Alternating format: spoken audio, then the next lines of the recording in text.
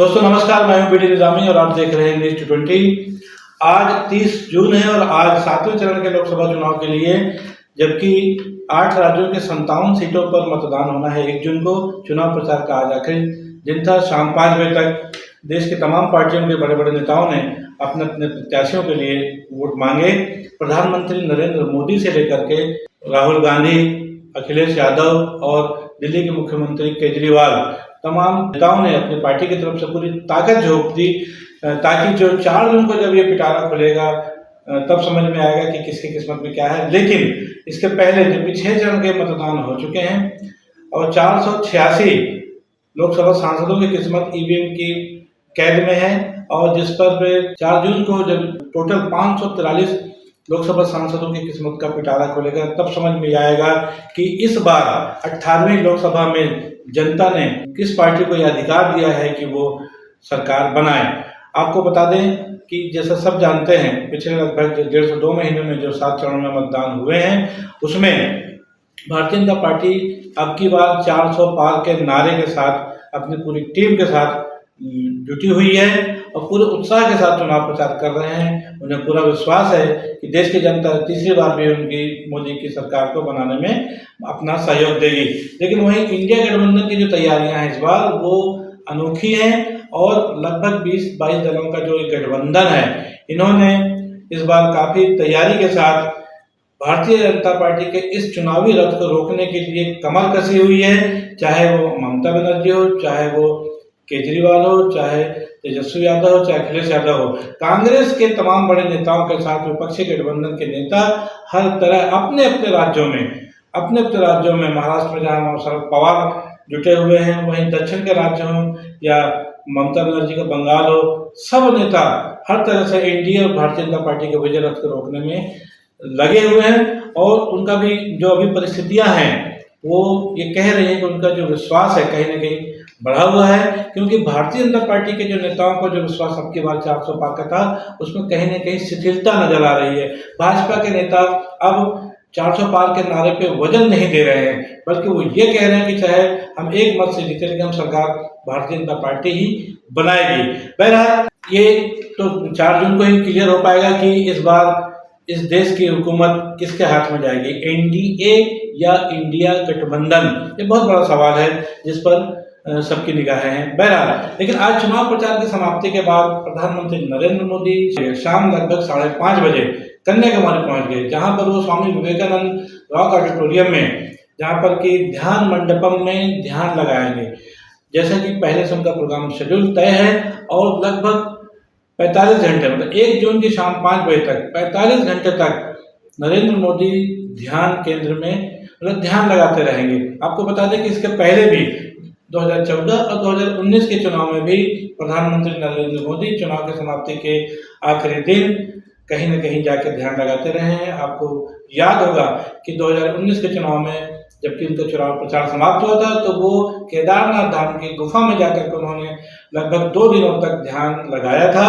और इस दौरान जो है तमाम देश के जो कैमरे हैं, मीडिया है, उन्होंने उसको कवरेज भी किया था। इस बार जब विवेकानंद रॉक ऑडिटोरियम में ध्यान कराने की बात आई मोदी की कि ध्यान करने जा रहे हैं, विपक्ष के तमाम नेताओं ने उस पर ऐतराज जताया है। इन नेताओं ने साफ तौर पे कहा है जब 30 मई आज जबकि चुनाव प्रचार समाप्त हो गया है तो उसके बाद उनके द्वारा जो ध्यान किया जा रहा है उसको यदि मीडिया दिखाती है तो ये कहीं न कहीं आचार संहिता का उल्लंघन है, क्योंकि 1 जून को मतदान होना बाकी है 57 सीटों पर। इसलिए तमाम विपक्षी नेता निर्वाचन आयोग के पास पहुंच गए हैं और वहां उन्होंने अपील की है कि मीडिया को रोका जाए कि प्रधानमंत्री नरेंद्र मोदी का जो ध्यान का कार्यक्रम है उसको मीडिया न दिखाए। देखना है कि निर्वाचन आयोग इस पे क्या निर्णय लेती है। कुछ नेता कोर्ट में जाने की तैयारी कर रहे थे, याचिका भी लगाई गई है। बहरहाल ये आजकल में क्लियर हो जाएगा कि क्या उन अपीलों पर, क्या उन याचिकाओं पर कोर्ट ने या निर्वाचन आयोग ने क्या फैसला लिया। बहरहाल इस बीच एक चर्चा और चल रही है और वो ये है कि प्रधानमंत्री नरेंद्र मोदी ने एक बयान दिया था जिसमें उन्होंने कहा था कि गांधी को सन 1982 में जब रिटर्न एटनबरो की फिल्म आई थी गांधी, उसके पहले ज़्यादा लोग नहीं जानते थे।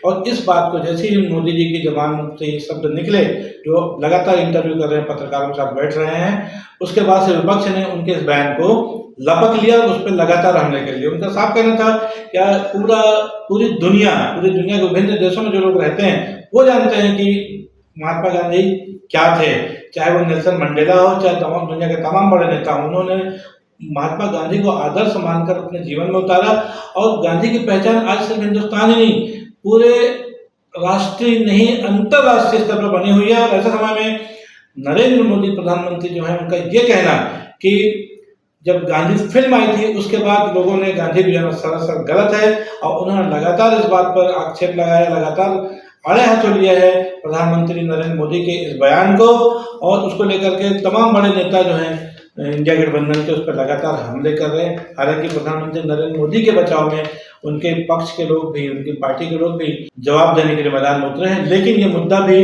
जबरदस्त आज चर्चा में है, आम मतदाताओं के जहन में भी है कि महात्मा गांधी को कैसे लोग नहीं जानते थे। बहरहाल इसके बाद ये कि ममता बनर्जी जो कि बंगाल के मुख्यमंत्री हैं, और पिछले 6 चुनाव में जब भी 8-10 सीटों के चुनाव हुए, लगातार पश्चिम बंगाल में हिंसा हुई है, ये बात सभी जानते हैं। और एनडीए और इंडिया गठबंधन के लोग, एनडीए ममता बनर्जी पर आरोप लगाती रही है हिंसा के लिए, और ममता बनर्जी एनडीए पर के खासतौर पर भारतीय जनता पार्टी पर। और आज उन्होंने साफ तौर पर प्रधानमंत्री नरेंद्र मोदी को चुनौती देते हुए कहा है कि वो एक खुले मंच पर किसी भी समय नरेंद्र मोदी से बहस करने को तैयार हैं, उन्हें बताया जाए कि कहाँ पहुंचना है। तो कुल मिलाकर देखा जाए कि चुनाव प्रचार के अंतिम दिन तमाम पार्टियों के नेताओं ने खुलकर अपनी बयानबाजी की है। अखिलेश यादव, तेजस्वी यादव, इन लोगों ने भी प्रधानमंत्री के जो बयान है, जिसमें महात्मा गांधी से संबंधित बयान है, उसको लेकर जो कहा उस पर आड़े हाथों लिया है अखिलेश यादव और तेजस्वी यादव ने भी।